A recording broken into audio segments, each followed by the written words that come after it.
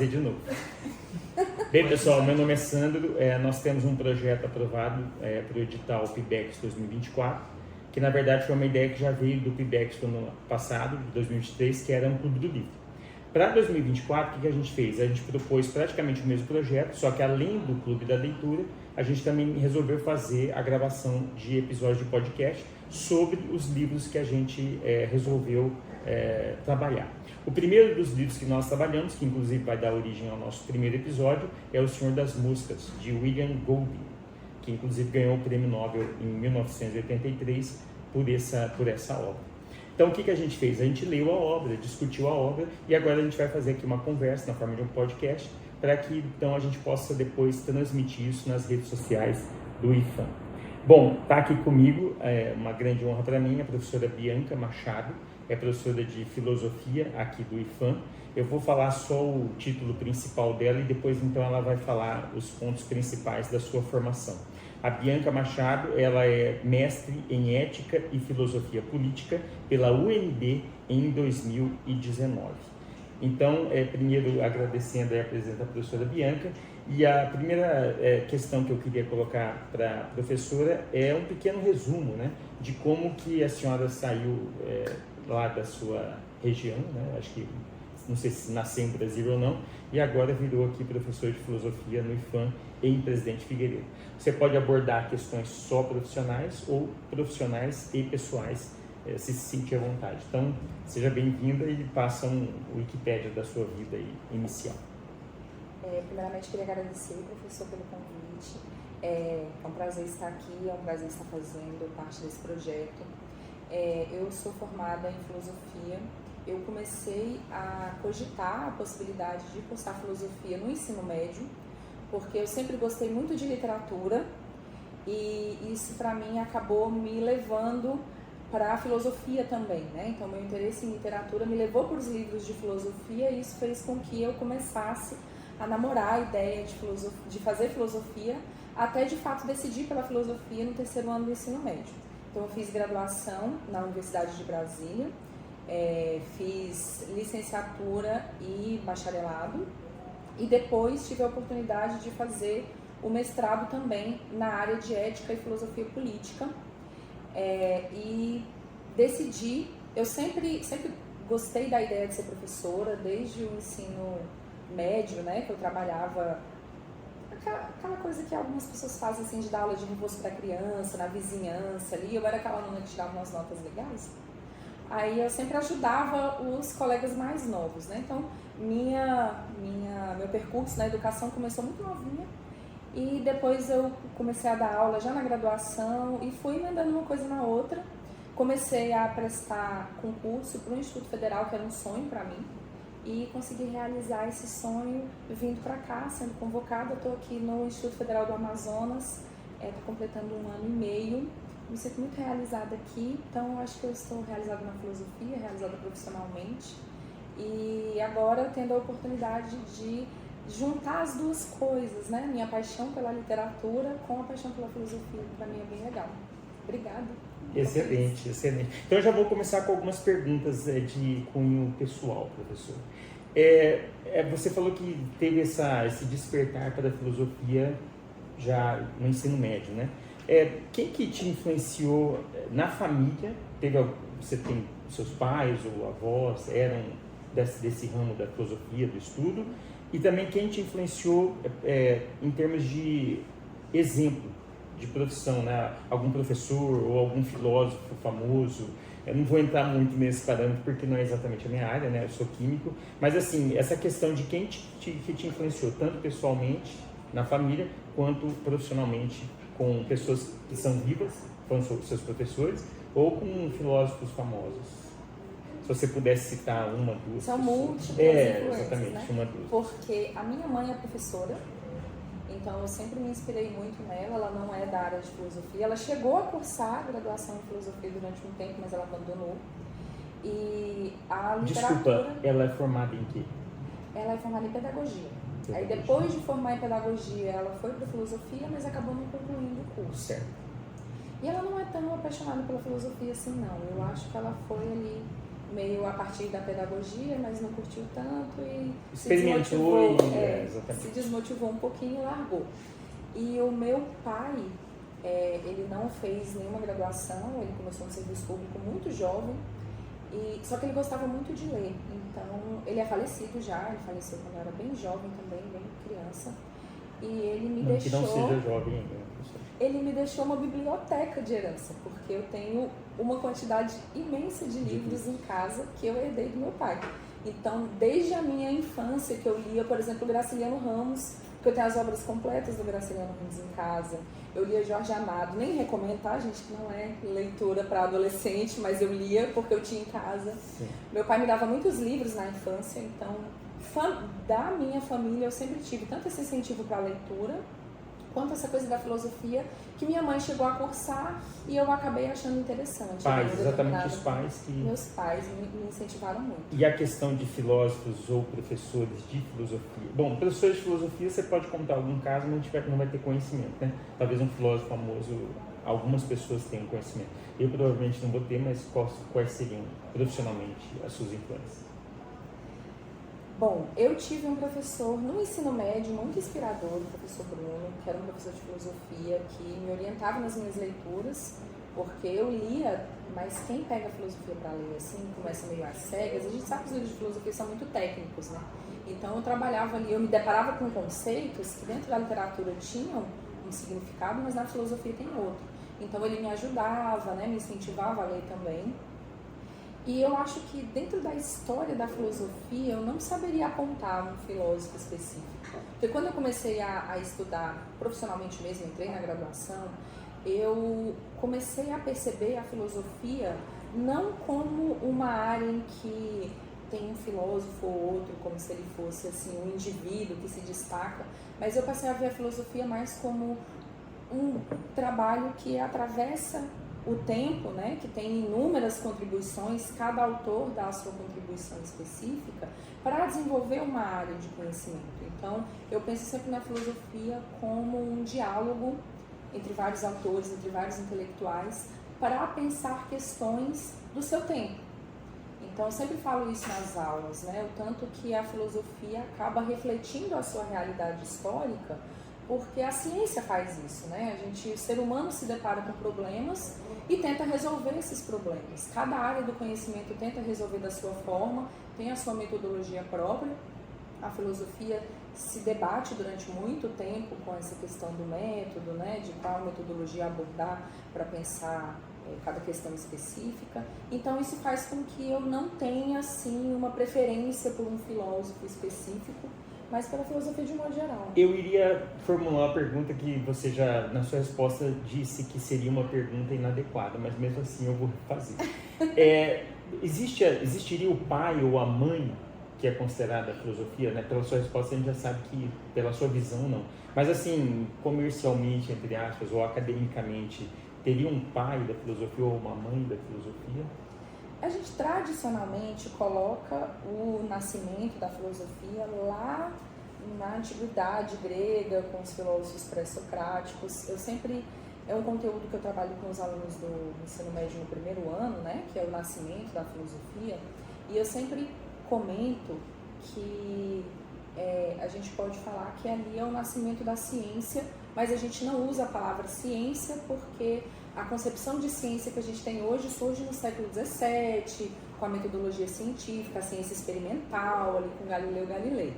Mas essa tentativa de entender o mundo racionalmente, de tentar pensar os problemas da nossa realidade e resolvê-los a partir da lógica, a partir de uma abordagem que não seja fantasiosa, por exemplo, né, recorrendo à religião, recorrendo aos mitos, enfim, pensando os problemas e tentando resolvê-los a partir da sua própria natureza, do modo como os fenômenos se apresentam na realidade, enfim, esse movimento historicamente se costuma, né, se convenciona na filosofia a colocar seu início lá na filosofia pré-socrática.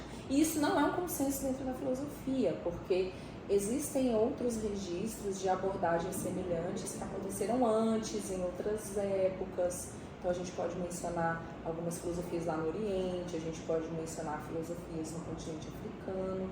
E isso também gera um debate filosófico, que é a questão de por que a gente demarca o conhecimento como tendo o conhecimento filosófico como tendo começado no Ocidente, tendo começado com os gregos. Qual é o referencial que a gente se utiliza para falar que os gregos faziam filosofia e povos africanos não? Que é uma questão que tem sido muito debatida hoje em dia, né? Não há consenso, gente. É muito difícil a gente apontar assim pai e uma mãe da filosofia. Acho que não dá. Então, perfeito.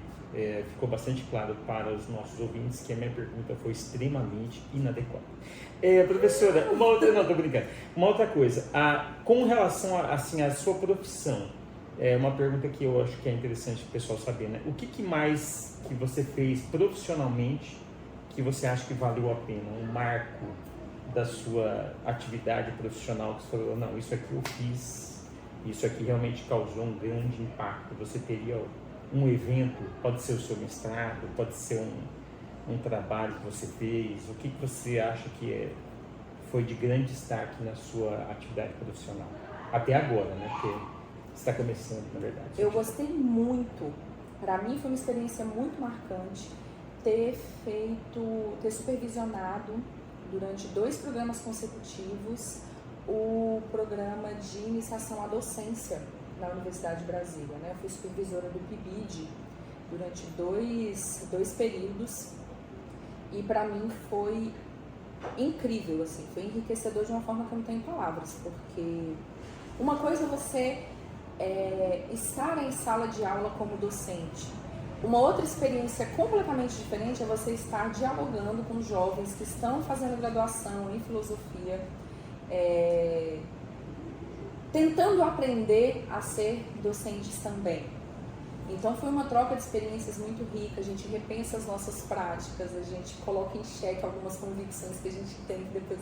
Sabe aquela coisa que você sempre faz e fala, não, isso aqui funciona, e vem uma outra pessoa e faz completamente diferente e o resultado é melhor, aí você fica, poxa vida, né? Suas convicções assim, indo ralo abaixo, é muito transformador e é muito enriquecedor, e eu não esqueço essa experiência, que ela foi muito maravilhosa. E essa experiência de docência, de incentivo à docência, foi na licenciatura? Você fez licenciatura e bacharelado, né? O programa de iniciação à docência, os supervisores, eles já são professores formados, atuantes nas redes de ensino. Então, os meus estagiários do PIBID eram estudantes da licenciatura em filosofia. Um deles, inclusive, tinha sido meu aluno no ensino médio. Nossa. 2 foram meus alunos no ensino médio. Então, é muito gratificante, assim, você dar aula para o estudante, ver ele começar a se apaixonar pela filosofia no ensino médio e entrar na graduação e depois estar ali naquele percurso contigo de novo, só que agora como um colega de trabalho, um futuro colega de trabalho. Para mim foi uma experiência... Então foi iniciação à docência. Iniciação à docência, legal. Foi maravilhoso. Inclusive, quero deixar um abraço para minha orientadora, a professora Priscila. Te amo. Excelente. Outra pergunta que eu queria fazer para você, professora, 2 pessoas com quem você jantaria, se você pudesse fazer um jantar e convidar 2 pessoas, podem ser famosos ou não famosos, podem ser familiares, amigos, pessoas vivas ou mortas, né? Fazendo assim uma coisa fictícia. Pensar. Se você pudesse convidar 2 pessoas para jantar. Nisso. Eu com certeza convidaria o Nietzsche, porque eu acho ele assim um sujeito. Ele é muito polêmico na filosofia, a gente não pode negar. O Nietzsche, desculpa a minha ignorância, mas o Nietzsche ele precedeu ou ele é posterior ao Freud? Você sabe? Ele é anterior ao Freud. Sim. Então Freud mais ou menos segue alguma tendência do Nietzsche ou não? Não sei dizer, porque eu não conheço tão bem assim a obra do... Na O verdade, eu não sou Freud. especialista nenhuma no Nietzsche, né, gente? Mas o Freud eu conheço muito pouco mesmo. E qual seria um motivo de você convidar um Nietzsche, um deles ser o Nietzsche, para você jantar? O que você vê de interessante na obra dele, na vida dele? O Nietzsche tem uma leitura muito peculiar da história da filosofia. E como eu falei que o meu interesse na filosofia é muito mais esse diálogo ao longo do tempo do que um autor em si, quando a gente pega as obras dele, a gente vê que ele tem uma postura muito severa e muito crítica com relação a tudo que compõe o que ele chama de cultura ocidental. Que ele acredita que nasce lá com os gregos, então ele critica muito Sócrates. Nem sempre ele dá nome às figuras que ele critica, mas quem estuda a história da filosofia sabe quem ele está criticando ali em cada momento. E ele tem uma visão bastante negativa desses componentes todos que mesclados deram origem à nossa cultura, às nossas tradições, à nossa moralidade, à nossa ética. E para ele nós deveríamos, para nos salvar enquanto humanidade, subverter tudo isso e colocar alguma outra coisa. Então eu acho que eu teria muitas perguntas. Gostaria muito de fazer várias perguntas ao Nietzsche. Se eu tivesse essa oportunidade, eu marcaria um jantar com ele. E a outra pessoa pode ser filósofo ou não, vivo ou não? Seria um filósofo também. O Adorno, que é o pesquisador ao qual eu me dediquei no mestrado, Theodor Adorno, que é um autor da teoria crítica. O meu tema de mestrado foi sobre política. A leitura que ele tem, também política, que ele tem do Hegel, que é um outro filósofo. E, enfim, eu não sei nem o que eu perguntaria para Adorno, sendo bem sincero, porque eu ia ficar tão chocada. Eu ia precisar tomar uma água primeiro para conter a emoção. Seriam dois Depois filósofos. Pensar no que eu perguntaria. Seriam 2 filósofos, então. Seriam 2 filósofos. Outra pergunta que eu acho que também a nossa audiência teria curiosidade seria quais livros que mais te marcaram, né? Já que você tem esse hábito da leitura há muitos anos. Claro, você não vai ficar aqui citando 15 livros, né? Mas sei lá, os 2 ou 3 que mais te marcaram. Você tem algum? Ou você também acha que livros é como filosofia, né? É um evento histórico de vários tijolinhos sendo construídos e não uma pessoa e um livro? Não, eu acho que a literatura, ela marca a gente, assim... Não que a filosofia não marque a gente pessoalmente, né? Marca também. Mas a experiência que a gente tem com o livro é sempre uma coisa muito pessoal, muito única, né? Eu tenho, assim, essa impressão com relação à literatura. Alguns livros mexeram comigo de um jeito... Porque é parte da nossa experiência, né? Eu gosto muito de mencionar Os 100 Anos de Solidão, que é Gabriel um dos meus Garcia livros Marques, preferidos, né? Gabriel Garcia Marques. Eu li ele, é um dos livros que eu herdei do meu pai, eu sempre tive ele em casa. Ele é um livro que eu li aos 11 anos, entendi nada. Eu reli aos 15 anos, fiquei profundamente impactada. E eu nem sei quantas vezes eu já li esse livro, porque volta e meia eu pego ele e releio. Toda vez que eu releio é um livro novo. Posso te dar uma curiosidade? Com 11 anos você disse que... Porque assim, eu comecei a ler também. Mas aí eu, né, devido à minha dificuldade literária, eu meio que abandonei. Você disse que não entendeu muito bem aos 11. Aos 15 você entendeu? Ou você continuou sem entender? O que você tem esperança? Ou não? Eu achava que eu tinha entendido, mas quando a gente tem 15 anos, a gente acha que entende as coisas, né? Sim. Aí você leu de novo. E aí você leu de novo. Eu li de novo e eu já reli, eu nem sei quantas vezes eu já reli aquele livro. E ele é de uma profundidade tão grande e de uma delicadeza tão grande que cada vez que você lê é uma experiência nova. Porque tem essa coisa da literatura conseguir, a boa literatura, conseguir atravessar, né, transpassar as nossas experiências pessoais. Então, cada fase da minha vida, quando eu peguei esse livro para ler, cada fase da minha vida fez com que eu me apegasse mais a um personagem específico, a um tema específico. Então, quando eu era bem mais jovem, eu pensava nos romances do livro, né? E nos casais, e na frustração dos casais, porque tudo naquela história sempre se frustra, né? Eu acho que o Garcia Marques tem esse talento de mostrar que as coisas têm começo, meio e fim. Esse livro é aquele que o nome dos personagens é o mesmo nome, não é?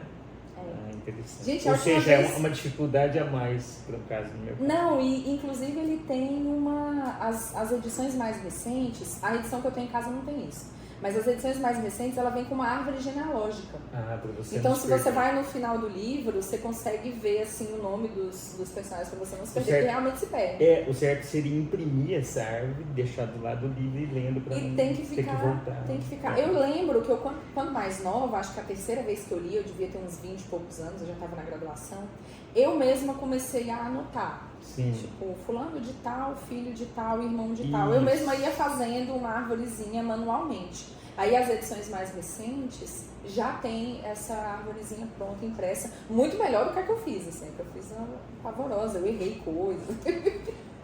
Tem mais algum ou você ficaria com esse? Ah, não, eu acho que eu vou deixar só esse, porque se eu for citar mais algum, eu vou citar uns você 50. vai puxar, é melhor. Eu acho que o segundo lugar tem uns 50 volumes, então eu não saberia dizer no segundo lugar, gente. Excelente. E para finalizar aqui a minha entrevista com a senhora, uma sugestão para nossos ouvintes de filme, série ou livro, ou se quiser dar uma sugestão de filme, série e livro, a gente também, o pessoal vai gostar de ouvir uma sugestão de uma pessoa tão letrada como a senhora. Gente, é muito difícil responder isso assim, sem pensar um pouquinho. Mas pode pensar, depois a gente edita e fica parecendo que você respondeu de prima. Deixa eu pensar aqui. Eu li muito recentemente um livro de um autor brasileiro, cujo título é Torto Arado. Ah, eu li também. Que foi dos livros recentes. Eu acabei lendo meio atrasado, inclusive, né? Foi um livro que foi lançado, que passou por um hype, assim, e eu li agora, tem alguns meses, e foi um livro que me marcou muito. Então, abordar o racismo, né? E assim, de uma maneira ao mesmo tempo muito delicada, né? Com todo cuidado que o tema requer e muito poderosa. De uma força assim, impressionante. Torto Arado. Eu recomendaria a leitura do Torto Arado. Filme ou série, pra mim, não precisa ser os dois. Gente, não sei. Eu vou mudar um pouquinho. Ontem eu tava falando pra uma colega minha de trabalho, eu assisti The Office. The Office. Mas é uma série que eu acho que quase todo mundo já assistiu. É de um humor inteligentíssimo. Aborda questões, assim, muito importantes, muito delicadas. Fala de gênero, fala de questão racial, fala de convívio entre as pessoas, fala de amizade, fala de tudo. Com um humor que é ao mesmo tempo muito sagaz e sem ser chato, né? Porque aquele humor que tenta ser assim, muito político acaba incorrendo na chatice às vezes, eu acho. E essa série consegue dosar tudo de um jeito genial. Então eu acho que eu recomendaria The Office. The Office, perfeito. Pessoal, vamos dar bem, pessoal, então dando continuidade, a gente, como explanado no começo do episódio, a gente escolheu 2 livros para fazer a leitura e a discussão e gravar os episódios, sendo o primeiro O Senhor das Moscas e o segundo, que virá em breve nas nossas mídias sociais, é Fahrenheit 451. Inclusive são 2 distopias, né, professora? O pessoal escolheu, mas a maioria escolheu e é o que a gente vai ver. Bom, sobre o livro do Senhor das Moscas, um dos quadros do nosso podcast, IFBook, podcast literário, é justamente os protagonistas. Então, o que a gente quer fazer com esse quadro? A gente quer fazer um resumo de quais seriam os principais atores dentro da obra do William Golding, né?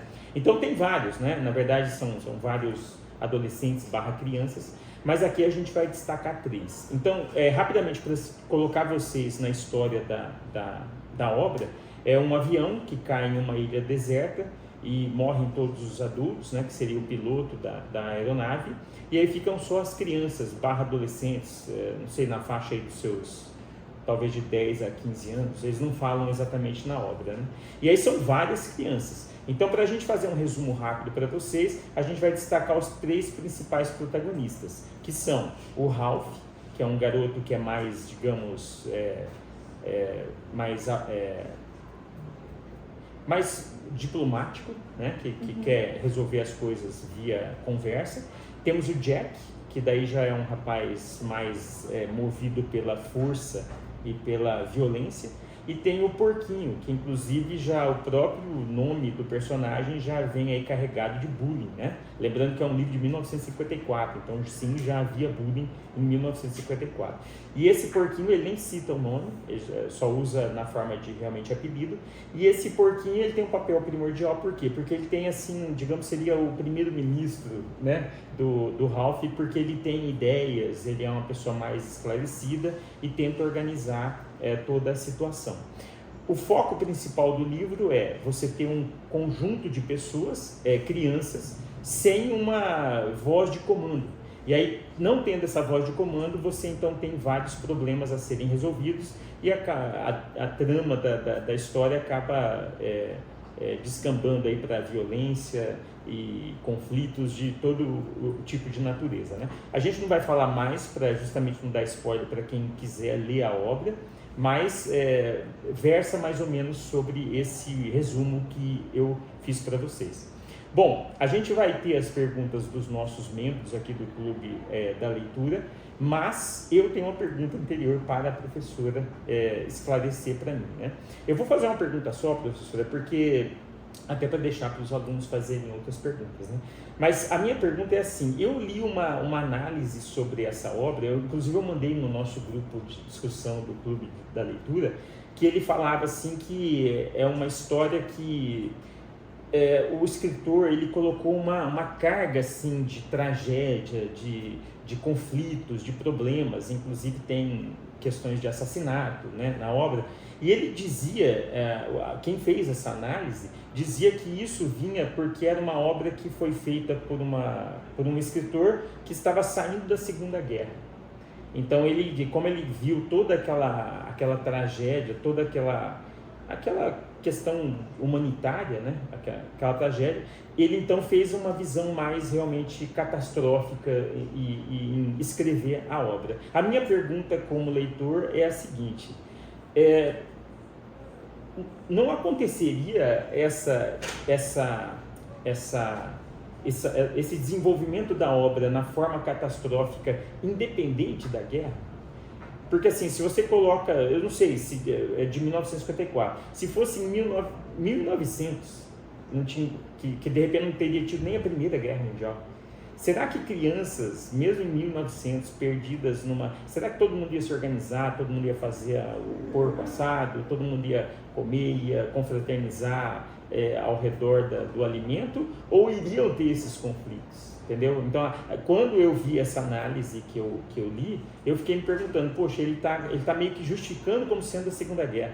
E eu acho que é meio da natureza humana. Quando você não tem uma voz de comando, você pode realmente descambar para situações de conflito.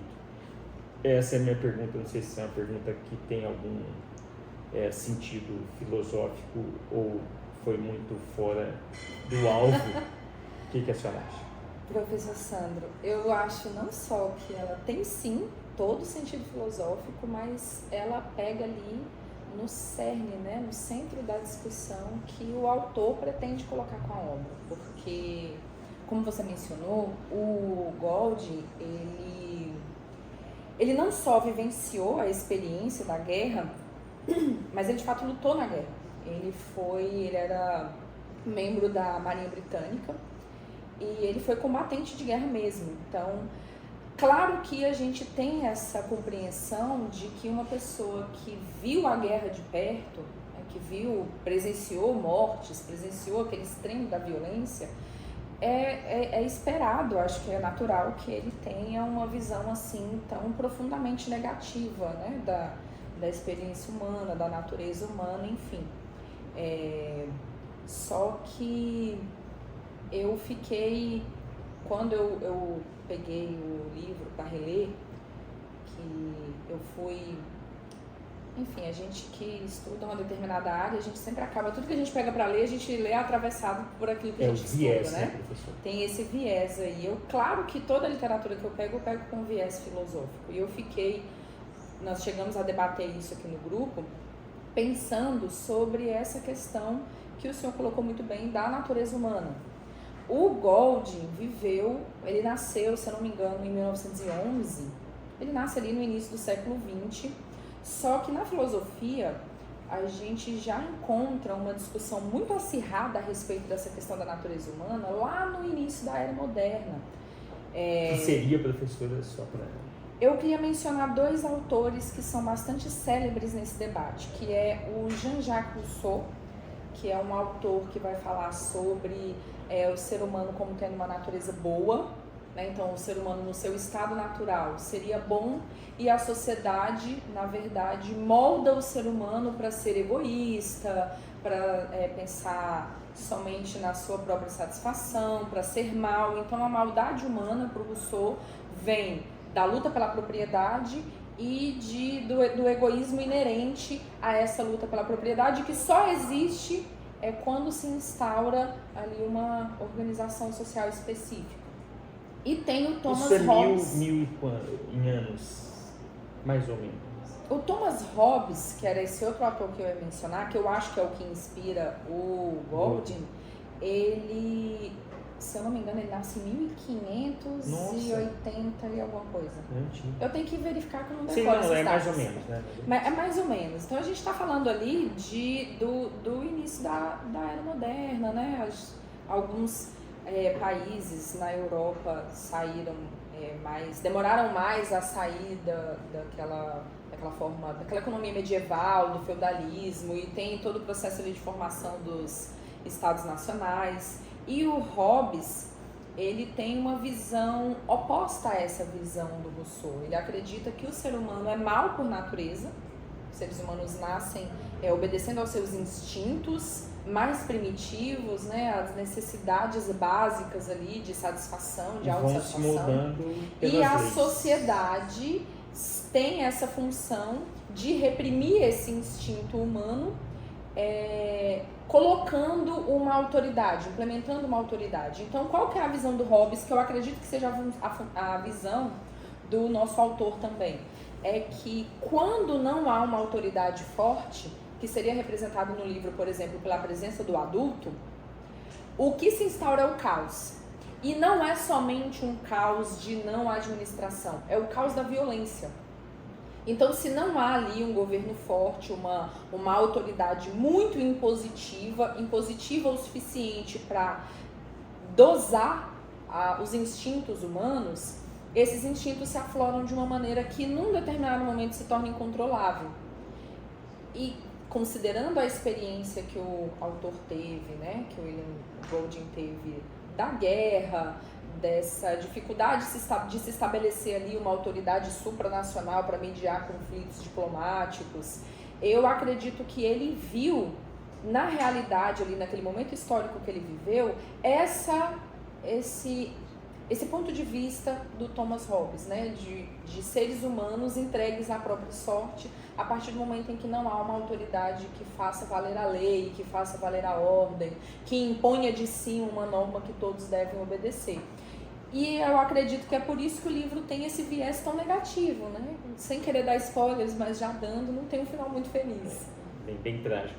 Só fazendo um adendo, então, na verdade, é interessante, porque, teoricamente, então, a visão do livro é que as pessoas são más, porque não tinha uma sociedade repressora. Ou uma sociedade, né? Então, eles não foram deformados, se bem que eles tinham uma sociedade anterior, né? Porque eles vieram Eles usam isso como referência, é interessantíssimo, porque na obra, o tempo inteiro, sem entrar em detalhes para não dar spoilers, mas sempre que acontece algum problema mais sério, algum dos meninos pensa, e se tivesse um adulto aqui? O que um adulto faria? E ao mesmo tempo, alguns dos personagens ficam tentando restaurar essa ordem na figura da concha, na figura do voto, né, de se estabelecer uma democracia ali para tentar controlar, para tentar articular demandas que são diferentes. Então, o tempo todo eles estão sentindo essa ânsia de um controle, né, de uma organização, de uma administração que não vem. E não vem porque não existe uma autoridade forte impondo esse controle. E outro ponto também, professora, que ele cita lá, que ele fala assim, olha, nós somos ingleses, não somos selvagens. Né? Nossa. Então, quando ele fala que eles são ingleses, não selvagens, eles já estão trazendo uma repressão da sociedade que ele vivia antes. Né? Então, não tinha aquela sociedade na ilha, mas anterior à ilha. Eles tinham uma referência, pelo menos, né? Exatamente. Excelente. Bom, então agora a gente tem a pergunta dos nossos membros do grupo, professora. São perguntas excelentes que chegarão via o nosso aluno orientador, o nosso aluno que ajuda aqui ao desenvolvimento, Raimundo Passo Monteiro, que a gente apelidou carinhosamente de assalariado. Então ele vai agora falar sobre as perguntas dos membros do grupo. Alguma pergunta, Raimundo? Podem começar. A gente fez o quadro, a pergunta e ninguém tinha pergunta. O público ficou um pouco tímido, eu tenho a impressão. A gente pode editar, pessoal, vocês podem. Acho que eu não deveria ter anotado, né, Eu achei que vocês já tinham colocado as perguntas. Gente, calma, toda a gravação tem making off e os momentos. Dá pra fazer depois. Gente, o autor cita, eu achei isso chocante, porque eu tava lendo a obra o tempo inteiro, pensando nessa referência do Thomas Hobbes, né? Da maldade humana, fazendo parte da nossa natureza, e a falta de uma administração ali que impusesse a ordem. Censor, e o nome né? do livro... Um Xandão, precisa de um Xandão. Autor Xandão. Enfim, o nome do livro que o Hobbes trata mais especificamente essa questão, porque ele tem um viés político, né? O Hobbes é um autor que está ali escrevendo dentro da filosofia política e ele é favorável a um governo autoritário. Então a ideia é essa, né? Ele se posiciona favorável à monarquia e ele acredita não apenas que o governo deve ser uma monarquia, mas deve ser uma monarquia forte, né? Um governo absolutista, um governo impositivo, porque somente esse modelo de governo teria poder suficiente para aplacar o instinto humano de se matar de forma violenta, e é exatamente essa expressão que o Hobbes usa. Ele acha que sem administração os seres humanos se matam de forma violenta. Então o contrato social serve para evitar a morte violenta. É basicamente isso. Aí eu tava com isso na cabeça e num determinado momento o Golding vai descrever, enfim, não vou dar spoilers, mas tem um momento específico que ele descreve a água do mar batendo nas pedras, naqueles rochedos que tem ali na orla, né, na praia. E ele se refere a esse movimento muito bruto do mar, né, o mar ali revolto, a maré muito alta, como Leviatã, que é o nome do livro do Thomas Hobbes. E gente, é isso. Esse cara tá dialogando com Hobbes o tempo inteiro. Então é muito interessante assim, quando a gente consegue realmente pegar essas referências. Essa parte dos detalhes, a senhora já tinha dito, não nesse próximo, no outro último que eu vi, que teve uma parte onde ele sai de uma certa colina, ele vai descrevendo. Que ele vai descrevendo a passagem dele até lá Pra embaixo, dar onde uma eles vão angústia. conversar sobre tal assunto, que ele vai descrevendo tudo, vai descrevendo a passagem e tal. A senhora disse que era para dar justamente esse ar de ansiedade, para mostrar ao leitor que o personagem estava ansioso e o leitor ficar ansioso junto com ele. Acontece também um negócio do cabelo grande, de passar o tempo. Ele é muito sutil, né, na escrita dele. Então tem vários elementos do livro que a gente vai pegando sem que ele mencione diretamente. Por exemplo, ele não fala em momento nenhum na obra, salvo engano, eu acredito que eu não vi em momento nenhum isso. Ele não fala o tempo que os meninos passam na ilha. A gente não sabe quantos dias, quantos meses passam. Mas a gente deduz que é um tempo muito longo, muito extenso, porque ele começa a falar da mudança dos meninos e tem um determinado momento que é bem icônico que ele fala dos garotos estando com o cabelo comprido, né? O Ralph, que é um dos personagens principais, fica o tempo inteiro incomodado com o cabelo e várias cenas ele tira o cabelo do rosto e ele era um garoto que tinha o cabelo curtinho. Então, se o cabelo dele cresceu isso tudo, você pressupõe que esses meninos estão ali naquela ilha perdidos há meses, né? E essa questão que foi levantada agora sobre a presença de alguns elementos de muita descrição, eu acredito que é um recurso estilístico que o autor usa também, né? Porque assim, para o leitor que está mais acostumado com obras mais aceleradas, né, que acontece mais ação, pode ser meio desgastante essa coisa de você pegar um livro e o autor faz uma descrição muito pormenorizada do cenário, né? Ele vai descrever como está o céu, ele descreve detalhadamente. Ele vai falar da relva, ele fala muito detalhadamente das plantas. Aí a gente, sim, que está mais acostumado com outro modelo de escrita, a gente começa a se aborrecer. Mas Gente, é um ganhador do prêmio Nobel, né? Ele não, nada que tá ali tá de graça, né? Tá gratuito. E ele faz parte de uma geração de autores ali no início do século XX que, de certa maneira, já tinha superado essa necessidade de ficar descrevendo demais o cenário, esse hiperrealismo. Ele já não faz parte mais dessa corrente literária. Então, por que ele faz isso? Ele faz isso porque chega num ponto em que esse excesso de descrição começa a gerar no leitor uma ansiedade que é a ansiedade do personagem. Que a nossa colega colocou aqui muito bem, tem aquele momento, né, que um dos personagens está descendo da colina e o autor começa a descrever os detalhes do trajeto que o personagem está fazendo. E é uma cena muito impactante da obra, né? Você está ali desesperado querendo saber o que vai acontecer, suando frio, assim, tremendo de angústia, e ele começa a descrever o cenário e você começa a ficar aflitíssimo, dá vontade de pular a página para falar, não, eu quero ver o que vai acontecer, pula isso. Era pré uma reunião, né, que ele ia fazer, né? A coisa estava ali começando a colapsar mesmo, foi ali eu acho que aquele ponto ali é um divisor de águas. Aí você tá o coração palpitando de ansiedade e o autor quer mostrar pra você o que o personagem principal está vendo.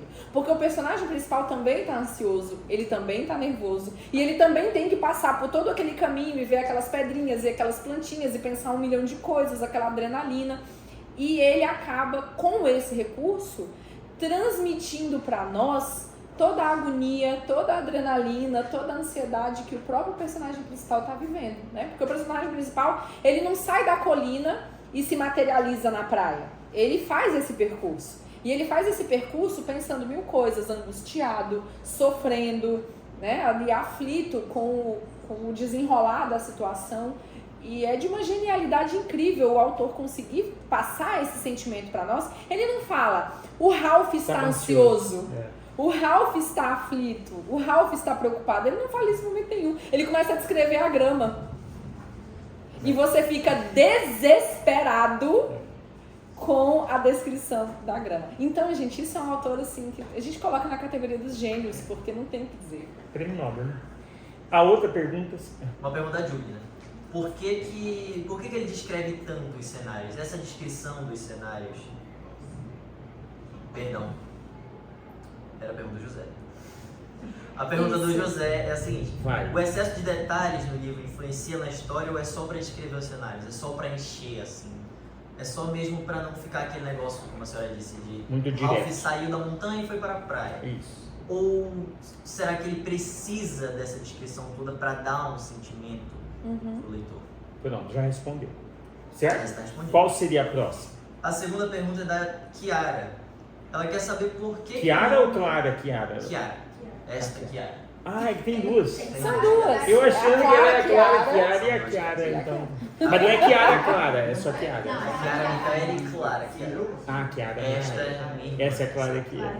Braga. Isso. Agora eu entendi por que vocês brigam tanto. Vocês são irmãos. A Clara Kiara adora minhas aulas, não pelo conteúdo, mas porque ela sente sono e tira cada cochilo gostoso. Eu também. Vai. O que aconteceu? Ele tá parecendo o dela. Eles não Vai. A segunda pergunta da Kiara, ela quer saber por que o nome do livro é Senhor das Moscas. O que isso significa? Bom, eu lembro de um momento em que a gente estava lá no grupo de leitura, no clube, né? E a gente comentou sobre o significado do título, de onde vem esse Senhor das Moscas, porque na obra é bem evidente que os meninos, principalmente os meninos ali do grupo, dando spoiler já, né, no nosso podcast, o grupo se divide num determinado momento, porque eles passam a discordar por uma questão, e tem uma espécie de racha no grupo, e um dos grupos começa a criar algumas práticas que remetem a umas práticas ancestrais, assim, de adoração, de divindades e prestar tributos a uma divindade, fazer oferendas, enfim, é uma coisa que o autor não direciona para nenhuma religião específica, até porque as crianças não têm essa compreensão, né, de religiões específicas. Eles só acreditam que tem um monstro na floresta e se você der algum tipo de presente pro monstro, o monstro não vai te atacar. A compreensão é uma compreensão meio mística, mas que tá ali. Tribal, e os meninos né, meio tribal. e os meninos meio que aderem a isso de uma maneira impensada, assim, meio irracional. Vamos dar uma comidinha aqui pro monstro, que o monstro não vai querer comer a gente. Aí eles começam a colocar, eles caçam porcos na ilha e eles começam a colocar a cabeça, colocam lá uma cabeça do porco como uma espécie de oferenda pro monstro da ilha. E essa oferenda tem um sentido prático, claro, né? Tipo, o monstro vai comer a carne e não vai querer comer a gente, mas tem um sentido ritualístico também. Tanto que eles começam a fazer danças, eles começam a pintar o corpo, pintar o rosto. Então, essa questão toda da cabeça do porco adquire um sentido religioso também. E a cabeça do porco atrai moscas, porque é carne que começa a apodrecer. Então, de uma certa maneira, aquela figura grotesca da cabeça do porco adquire como é que eu posso dizer assim, um sentido de fé mesmo, assim, deles acharem que enfim, a gente está fazendo aqui um tributo a esse monstro e é uma espécie de proteção. Então é ali um totem, é um ícone. Um ícone, exatamente. E quando a gente foi pesquisar, né, sobre o Senhor das Moscas, nós vimos que existe uma relação entre essa expressão Senhor das Moscas e um demônio de fato, né, de religiões, tradições específicas. Então também o autor não colocou essa imagem de uma cabeça de porco cercada de moscas gratuitamente, né? Havia ali uma referência a uma religião de fato, então ele se inspira nisso, a gente consegue perceber que essa inspiração de fato aconteceu. Certo. Mais alguma? Tem mais 2 perguntas aqui. Opa! Por que há a descrição de vários monstros? Não é só um monstro ao longo do livro inteiro. Parece que são os 3, 4 monstros que ele descreve. Uns que são enrolados em árvores, outros do paraquedas, uns que parecem cobras. Ele chegou a mencionar um monstro isso. que vem da água. Isso, monstros que vêm da água. Uhum. Eu posso, antes da explicação filosófica e mais adequada e embasada, essa questão dos monstros talvez também seja a questão do poder para segurar a onda da selvageria, né? Seriam símbolos, como se fosse o governo, né? Ou a polícia. Pode ser também isso, né? Ou a senhora acha que não, que é uma outra pegada? Porque eu vejo assim, que se você não deixasse que existem perigos na ilha, talvez as crianças ali tomassem outros rumos. Então eu pensei já sobre isso, se não eram como se fossem figuras para impor uma certa autoridade via medo. É interessante a gente pensar, principalmente no que o Ricardo colocou, sobre a variedade desses monstros, porque essa multiplicidade de monstros vai servir para mostrar para o leitor que esse medo não é racional. Os meninos, eles não conseguem em momento nenhum se juntar e falar o que é esse monstro, como ele é, o que você viu. Na verdade, são vários monstros, são várias visões diferentes. Cada menino tem uma leitura do que é esse monstro. E no fim das contas, o que está operando ali a ação de todo mundo é o medo. Tá todo mundo com medo. E esse medo não tem uma razão objetiva. Não é tipo o medo do monstro que eu vi na praia andando ali, que é assim, A, B, C, D e E. É um medo completamente irracional. Porque eles não sabem o que eles estão vendo, eles não sabem nem sequer se eles viram de fato. Não existe um consenso, tem um monstro na floresta, tem um monstro nos galhos, tem um monstro saindo da praia, tem um monstro do escuro, tem um monstro que veio aqui, invadiu a dança e a gente matou ele, né? Que é aquela cena bastante pesada também.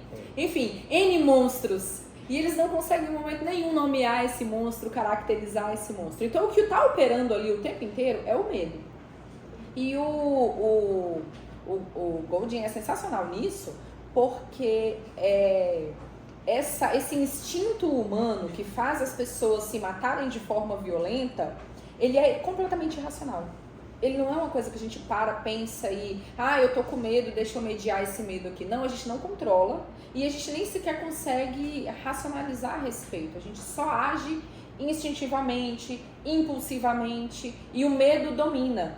Tanto que nessa cena do monstro que eles matam, que todos nós sabemos como é que termina, essa cena maravilhosa aí, é uma coisa completamente irracional que eles fazem, né? A gente vê que eles estão completamente dominados por uma sensação ali de desespero, de angústia, de ansiedade, de medo.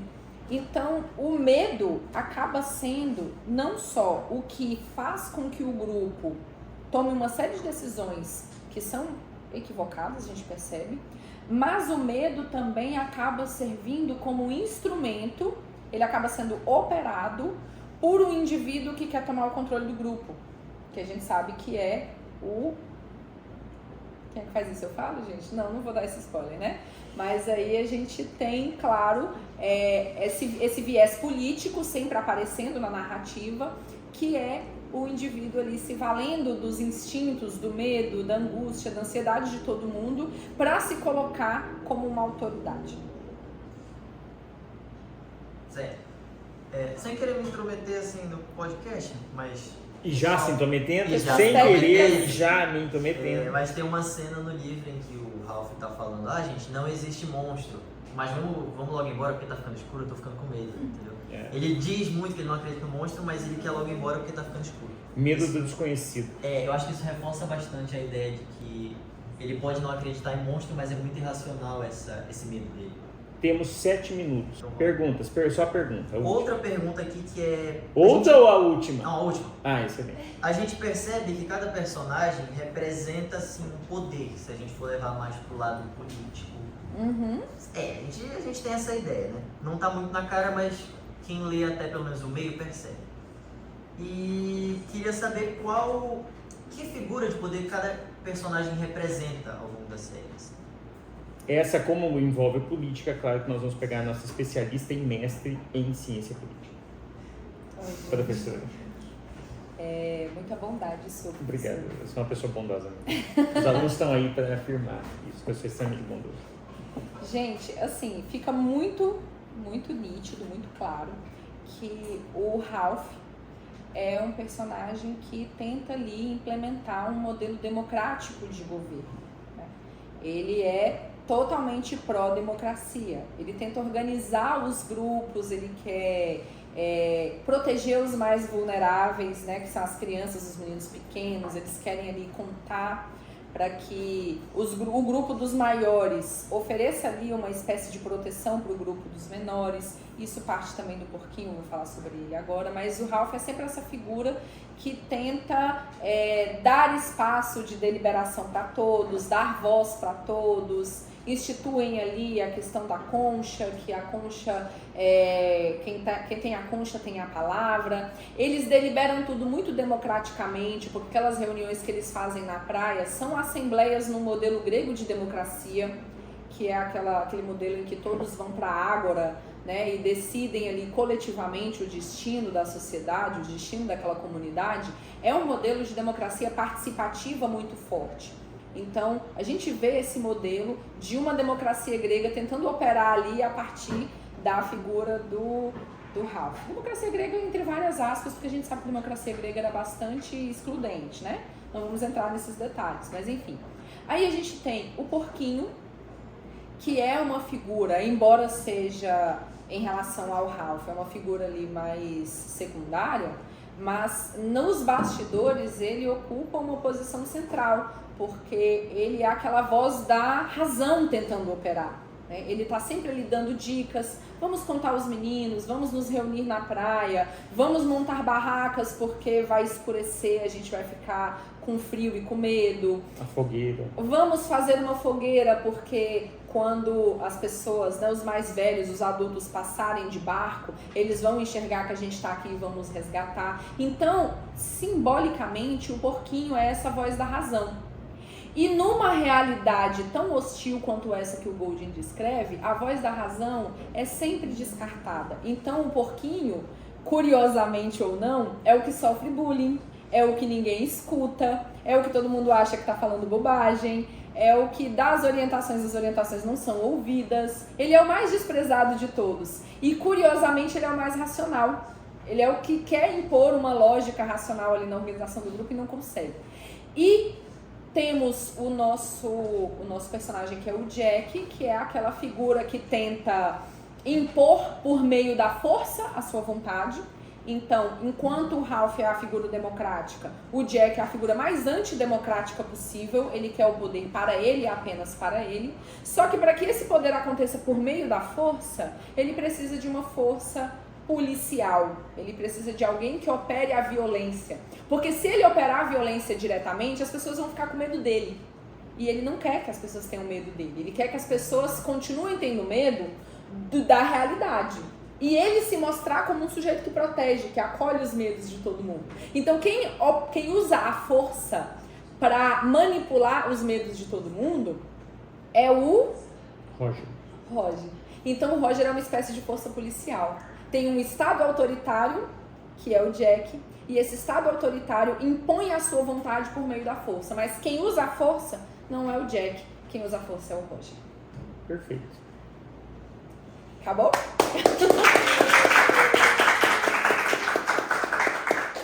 Gostaram, pessoal? Descarregou?